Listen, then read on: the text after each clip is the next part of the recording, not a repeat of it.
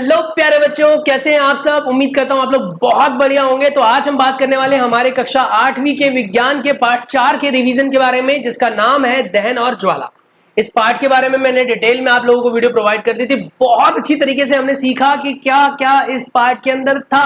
हमने जाना कि क्या होता है दहन, हमने जाना दहन की प्रक्रिया के बारे में, ज्वाला समझा हमने, दहन के टाइप के बारे में जाना, हमने मोमबत्ती यानी कैंडल के फ्लेम के बारे में जाना कि कैसे कैंडल के अंदर कौन सा भाग सबसे ज्यादा गर्म होता है, कौन सा ठंडा होता है।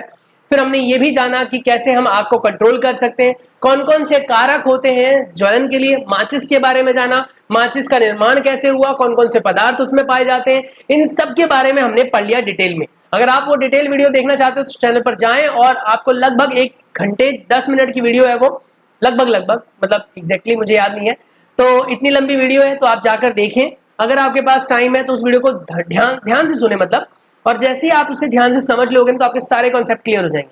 बाकी अगर आप एग्जाम के लिए प्रिपरेशन करने आए हैं तो आपके लिए मोर देन इनफ है, आप इस वीडियो को देखिए, और इसके बाद जो अगली वीडियोस है बेटा जिसमें हमने क्वेश्चन आंसर्स को डील किया हुआ, वो भी जरूर देख लें।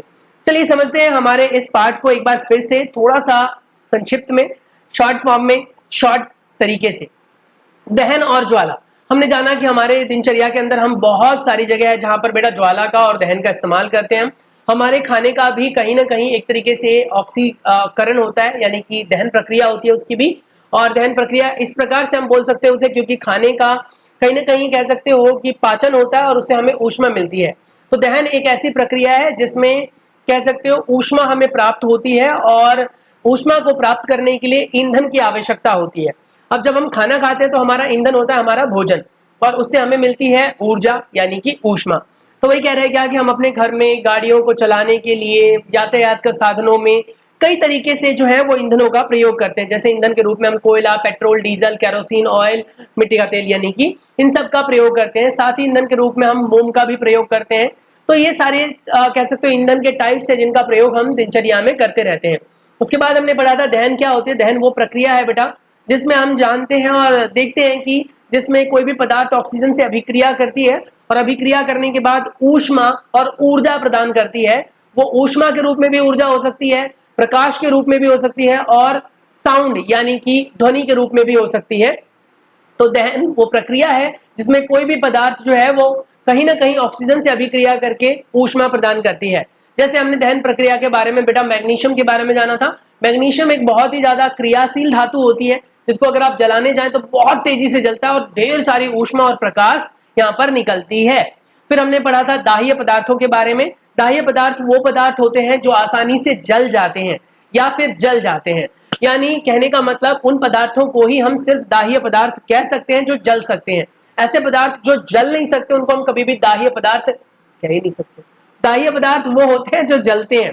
तो वही कह रहे हैं क्या कि दाह्य पदार्थ में हमारे पास ईंधन है, और ये ईंधन जो है बेटा विभिन्न प्रकार के हो सकते हैं। कुछ ईंधन ठोस होते हैं, कुछ द्रव्य होते हैं, और कुछ गैस होते हैं। तो उनके बारे में भी हम आगे डिस्कस करेंगे। तो दाह्य पदार्थ में जैसे मैग्नीशियम को हमने जलाया बेटा, तो वो मैग्नीशियम एक ठोस है। वैसे पेट्रोल को जलाओगे तो वो द्रव्य है, सीएनजी को जलाओगे तो वो गैस है। फिर बेटा हमने सीएनजी की फुल फॉर्म भी पढ़ी थी, संपीड़ित प्राकृतिक गैस, याद रखना। और बेटा पेट्रोल के सीएनजी के बारे में भी हमने पढ़ा, और एलपीजी के बारे में भी पढ़ा। एलपीजी होता है लिक्विफाइड पेट्रोलियम गैस, यानी लिक्विफाइड का मतलब क्या होता है, बताओ। पेट्रोलियम मतलब पेट्रोलियम हो गया, गैस मतलब गैस हो गया, लेकिन लिक्विफाइड का मतलब क्या होता है, द्रवित। द्रवित पेट्रोलियम गैस, एलपीजी की फुल फॉर्म होती है द्रवित पेट्रोलियम गैस, ये याद रखना। तो हमारा शरीर भी जो है वो ईंधन की जरूरत रखता है, भोज्य पदार्थ। तो वही कह रहा था, पहेली ने और बूझो ने आपस में डिस्कशन किया था, और पहेली ने कहा कि बिल्कुल बूझो जो तुम समझ रहे हो बिल्कुल सही है। हमारा शरीर भी एक तरीके से ईंधन का प्रयोग करता है, और हमारा ईंधन भोजन होता है। हमारा शरीर भी भोजन के साथ ऑक्सीजन को जोड़ता है, और उससे बहुत सारी ऊष्मा और ऊर्जा प्राप्त होती है। अब यहाँ पर कह रहे हैं क्या कि जो हमारे विभिन्न प्रकार के आसपास में पदार्थ पाए जाते हैं, उनमें से दाह्य कौन से, अदाह्य कौन से, वो हमें ढूंढना था। लकड़ी जल सकता है तो दाह्य पदार्थ है, लोहे की कील नहीं जल सकते तो अदाह्य पदार्थ है। इस प्रकार से हमने ये सब बातें सीखी। हमने फिर जाना था बेटा कि किस प्रकार से किसी भी पदार्थ को जलने के लिए किन किन चीजों की जरूरत होती है। तो दाह्य पदार्थों को भी जलने के लिए ऑक्सीजन की जरूरत होती है। देखो सबसे पहले तो जरूरी होता है कि पदार्थ आपका दाह्य होना चाहिए। दाह्य मतलब वो पदार्थ जो जल सकता हो। अगर आप लोहे की कील को जलाने जाएं और उसको बहुत सारे ऑक्सीजन की मात्रा में भी जलाएं तो वो कभी नहीं जलेगा, क्यों? क्योंकि लोहे की कील अदाह्य पदार्थ है। तो सबसे पहले पदार्थ का दाह्य होना बहुत जरूरी है। जब पदार्थ दाह्य होता है तब निर्भर करता है कि वो पदार्थ, ध्यान से सुने मेरी बात, वो पदार्थ ऑक्सीजन की कितनी मात्रा में जल रहा है। जब ऑक्सीजन की मात्रा उसे भरपूर मिलेगी तो बहुत अच्छी तरीके से जलेगा, और अगर भरपूर नहीं मिलेगी तो वो नहीं जल पाएगा। तो ये बात याद रखनी है। उसके बाद यहां से हमने ये सीखा कि दहन प्रक्रिया के लिए ऑक्सीजन की आवश्यकता होती है। तो ये कह रहे हैं क्या कि सूर्य की प्रकाश जो हमें मिलती है बेटा, सूर्य का प्रकाश, उस प्रकाश का जो स्रोत है सूर्य, उसके अंदर भी दहन की प्रक्रिया चलती है, और उसके बारे में हम अपने भविष्य की क्लास में सीखेंगे, यानी कि 9वीं और 10वीं कक्षा में हम पढ़ेंगे। ऐसे कह रहे हैं क्या बेटा, लकड़ी को, कोयले को जलाने के लिए अगर आप देखें तो उसको अगर हम नोटिस करें तो लकड़ी या कोयला जो भी जलता है बेटा, तो उसको जलाने के लिए ऑक्सीजन की जरूरत होती है। अगर हम ऑक्सीजन नहीं देंगे तो वो सामान नहीं जल पाएगा या कोई भी ईंधन जल नहीं पाएगा। अब कहोगे गाड़ियों के अंदर कहाँ से ऑक्सीजन दिया जाता है?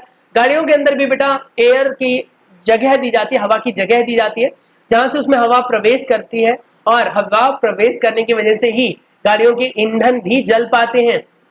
ऐसे हमने जाना था कि अगर हमें आग को रोकना है बेटा, तो जैसे यहाँ पर इस चित्र को हमने देखा कि कैसे इस व्यक्ति को कंबल से लपेट रखा है, इसके शरीर में कहीं ना कहीं कपड़ों में आग लग गई थी, और आग से इसको बचाने के लिए इसके ऊपर कपड़ा लपेट दिया गया, कंबल लपेट दिया गया, यानी थोड़ा सा मोटा कपड़ा जो आसानी से नहीं जलेगा। और जब हम इसके ऊपर कपड़ा लपेटते हैं बेटा, तो बाहर के वातावरण के ऑक्सीजन को हम इसके जो शरीर के अंदर जलने वाली प्रक्रिया चल रही होती है, दहन प्रक्रिया चल रही होती है, उसको ऑक्सीजन के बीच में डाल देते हैं, जिससे कि ऑक्सीजन के रास्ते में अवरोध पैदा हो जाता है और आग बुझ जाती है। यानी किसी भी आग को अगर बुझाना है बेटा, तो या तो आप वहां से ईंधन को हटा दो, जो कि हर केस में हटा पाना बहुत मुश्किल है, या फिर बेटा वहां पर ऑक्सीजन का अवरोध पैदा कर दो, ऑक्सीजन को जाने देने से रोक दो। उसके बाद हमने पढ़ा था कि किस तरीके से जंगलों में भी आग लग जाती है। जब गर्मी बहुत ज्यादा पड़ती है बेटा, तो घास फूस और सूखे पत्ते जो होते हैं वो आपस में रगड़ने लगते हैं, और रगड़ने की वजह से उसमें ऊष्मा की वजह से जल जाते हैं वो, क्योंकि उनका ऊष्मीयमान बहुत कम होता है, और इस तरीके से जंगल में बहुत भीषण आग पकड़ लेती है। अब सवाल उठता है कि ऐसा क्यों होता है कि कुछ चीजें जल्दी जल जाती है और कुछ चीजें देर में जलती है। जैसे कि अगर पेपर को जलाने जाओ तो जल जाता है आसानी से, पेट्रोल जलाने जाओ जल जाता है आसानी से, मिट्टी का तेल जलाने जाओ जल जाता है आसानी से, एलपीजी को जलाने जाओ तो सिर्फ लाइटर से जल जाता है। आखिर ऐसा क्यों होता है? क्योंकि इन सभी पदार्थों के बेटा ज्वलन ताप अलग अलग है। लकड़ी अलग ज्वलन ताप पे जलता है, वायु में जो उपस्थित विभिन्न प्रकार की गैसें होती हैं वो अलग अलग तापमान पर जलती है, इसीलिए स्वतः रूप में अपने आप नहीं जलने लगती। तो कोई भी पदार्थ जो अपने आप में जलता है उसके पीछे यही कारक है कि वो बहुत ज्यादा ज्वलनशील पदार्थ है। तो ये कह रहे हैं कि जिन पदार्थों का ज्वलन ताप बहुत कम होगा वो जल्दी जल जाएंगे, जिनका ज्वलन ताप बहुत ज्यादा होगा वो देर से जलेंगे। इसके बारे में पढ़ते हुए फिर हमने माचिस के बारे में जाना कि माचिस में किस प्रकार से, माचिस का इतिहास बहुत पुराना है। पहले एंटीमनी ट्राइसल्फाइड, पोटेशियम क्लोरेट और श्वेत फास्फोरस का प्रयोग किया जाता था, क्योंकि श्वेत पर जो फास्फोरस होता है बेटा बहुत ज्यादा आप कह सकते हो खतरनाक होता है हमारे शरीर के लिए, अगर हमारे शरीर में चला जाए तो जहर की तरह काम करता है। इसीलिए बाद में एंटीमनी ट्राइसल्फाइड और बेटा पोटेशियम क्लोरेट के साथ हम माचिस के ऊपर लाल फास्फोरस और थोड़ा सा कांच इस्तेमाल करने लगे थे, क्योंकि श्वेत फास्फोरस हमारे शरीर के लिए हार्मफुल है। उसके बाद बेटा हमने जाना था कि किस तरीके से हम जो ज्वलन ताप है उसको अवरोधित कर सकते हैं।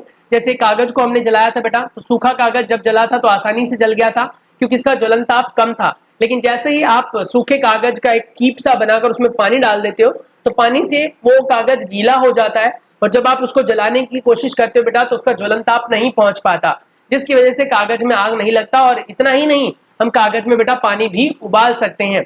अब बात करते हैं ज्वलनशील पदार्थों के बारे में। ऐसे पदार्थ बेटा जिनमें बहुत जल्दी आग लग जाती है, बहुत सरलता से, सुगमता से आग लग जाती है, उन्हें हम ज्वलनशील पदार्थ कहते हैं। ज्वलनशील पदार्थों में आ जाता है एलपीजी, पेट्रोल, अल्कोहल, ये सब ज्वलनशील पदार्थ है। इसीलिए जब भी हम इसको भंडारित करते हैं तो हमें विशेष ध्यान रखना चाहिए। एलपीजी का सिलेंडर कभी आपने देखा है? कैसे लोहे की चद्दर से बना होता है ना, ढका हुआ पूरा का पूरा, आसानी से उसको हम कह सकते हो तोड़फोड़ नहीं सकते क्योंकि वो बहुत ज्यादा कठोर होता है। तो ये कह रहे हैं क्या कि जो भी ज्वलनशील पदार्थ होते हैं उनके लिए हमें स्पेशल केयर करना चाहिए। अब सवाल उठता है कि अगर मान लीजिए किसी ज्वलनशील पदार्थ में आग लग जाए तो हम उसके आग पर नियंत्रण कैसे पाएंगे? आग पर नियंत्रण पाने के लिए बेटा या तो हम उस ईंधन को हटा दें, जो कि हर सूरत में जरूरी नहीं है। तो कहता है कि मान लीजिए किसी के घर में आग लग गई तो उसके घर का सामान आग में से निकाल कर ला पाना तो बहुत मुश्किल है। तो ऐसी स्थिति में हम सामानों को तो अलग नहीं कर सकते, क्योंकि अगर किसी के घर में आग लगी तो वो अपने आप घर ही अपने आप में ईंधन है, क्योंकि उसमें प्लास्टिक की चीजें हैं, उसमें बेटा कपड़े हैं, उसमें और भी बहुत सारी ज्वलनशील पदार्थ है जिनमें आग लग जाती है, जैसे फोम, गद्दे इत्यादि होते हैं, बहुत जल्दी आग लग जाती है इनमें। तो जब इनमें आग लगेगी बेटा तो इनमें से अब अलग अलग सामानों को अलग कर पाना तो बहुत मुश्किल है। तो क्या करें, क्या करें, हर बार ईंधन को तो हटा नहीं सकते, तो बेटा पानी डाल सकते हैं। पानी सबसे अच्छा विकल्प होता है आग बुझाने का। पर ये ध्यान रखें, जब भी तेल से लगी हुई आग हो या फिर बेटा विद्युत से लगी हुई आग हो तो पानी से आप नहीं बुझा सकते। क्यों? क्योंकि जो तेल से लगी हुई आग होती है तो तेल हल्का होता है, तो जैसे आप पानी डालोगे तेल ऊपर आ जाएगा, तो जलने वाली चीज ऊपर आ जाएगी। वहीं पर अगर हम पानी की बात करते हैं तो पानी भारी होगा तो नीचे चला जाएगा। वहीं पर इलेक्ट्रिसिटी यानी विद्युत वाली चीजों की बात करें तो विद्युत वाली चीजें जो होती हैं वो बहुत जल्दी जो है करंट फैला देती हैं। तो अगर मान लीजिए लाइट आ ही रही है और आपके घर में आग लगी, मतलब किसी के घर में आग लग गई और वो पानी से बुझाने लगा, तो पानी से बुझाने के चक्कर में क्या होगा, उसमें बिजली फैल सकती है और इससे एक नया कह सकते हो कहीं ना कहीं दुर्घटना का कारण बन सकता है। तो ऐसी स्थिति में हम क्या करें? तो ऐसी स्थिति में बेटा हम ऐसे अग्निशामक का प्रयोग कर सकते हैं जिसमें कार्बन डाइऑक्साइड गैस भरी रहती है। ये कार्बन डाइऑक्साइड गैस इतनी भारी होती है कि अन्य गैसों से भारी होती है, जिसकी वजह से जिसके ऊपर इसको छिड़का जाता है उसके ऊपर ये एक चद्दर जैसा, कंबल जैसा बन जाता है। साथ ही ये ठंडा भी होता है, यानी उसके जो तापमान होता है उसको भी कम कर देता है, उसके ज्वलन तापमान को कम कर देता है, प्लस में एक चद्दर की तरह बन जाता है जो बाहरी वातावरण के ऑक्सीजन से उस ईंधन को अलग कर देता है, जिसकी वजह से ईंधन की आग जो है वो बुझ जाती है। तो सबसे अच्छा अग्निशामक जो है वो कार्बन डाइऑक्साइड ही है, जिसको हम ड्राई आइस भी कहते हैं बेटा।